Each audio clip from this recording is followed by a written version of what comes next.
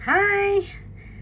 Magbibigay tayo ng tips para mapanatiling ma-inspired ang iyong ka-LDR or long distance relationship, mapa may asawa man or mapa boyfriend. Okay?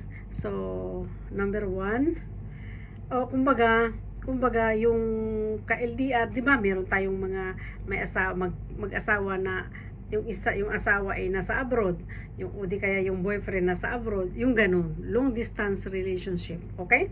So paano mapanatili or ma-inspired, okay? Yung iyong ka-LDR, mapababae man or lalaki, okay? So anong gagawin? Ganito. Palaging maiksi dapat ang pag-uusap ninyo. Okay ba yon?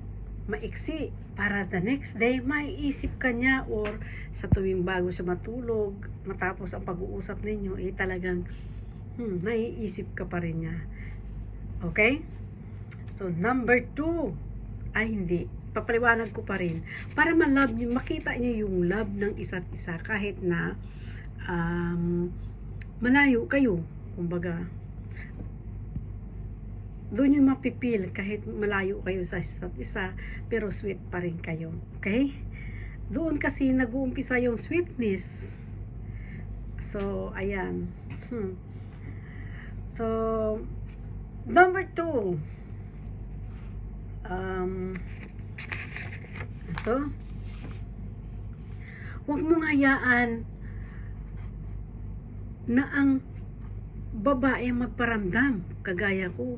Siyempre, of course, hahayaan ko na ang lalaki ang magparamdam. Ibig sabihin, siya ang maunang magparamdam sa akin, hindi ako. Babae ako di ba? Of course, meron akong ego na dapat lalaki dapat ang mauna. Okay?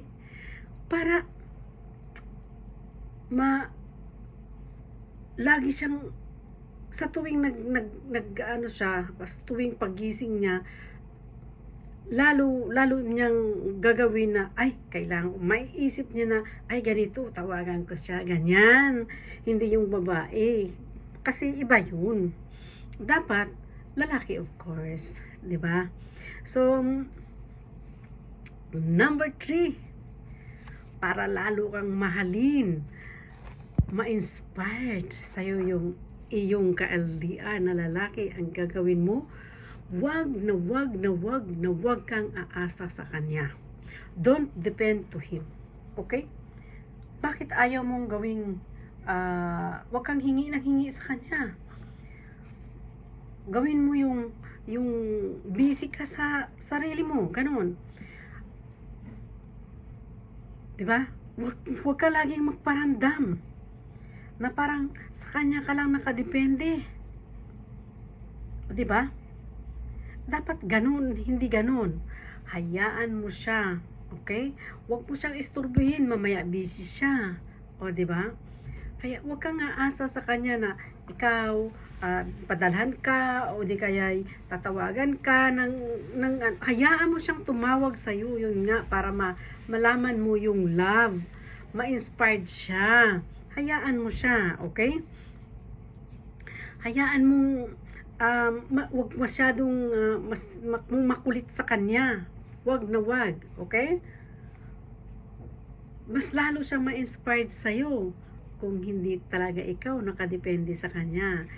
Gawin mong busy ang pagkatao mo. Gawin mong busy ang buhay mo para ma-miss ka niya. Ma-inspired siya sa'yo. Ito pala. Kasi ang lalaki, alam mo, yan talaga ang gusto sa babae. Yung hindi umaasa sa kanila. Kasi kapag umaasa, naiinis sila yan. Oo, nabuburyo sila yan sa'yo. Okay? Ngayon, alam mo na. Okay. Number 4.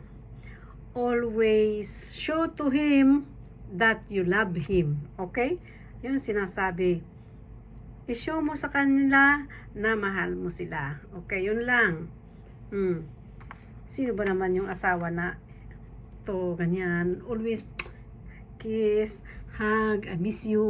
Yan yung mga number one, I love you, I miss you, always take care. Yan yung mga ano na kahit malayo kayo sa isa't isa, at least pinaparamdam nyo sa isa't isa na kayo ay may love. Okay? May love sa isa't isa. Yun. Na hindi, na kahit gaano kalayo ay walang hadlang. Yun. 'Di ba? Oh, sana kapulutan mo ng aral. Bago.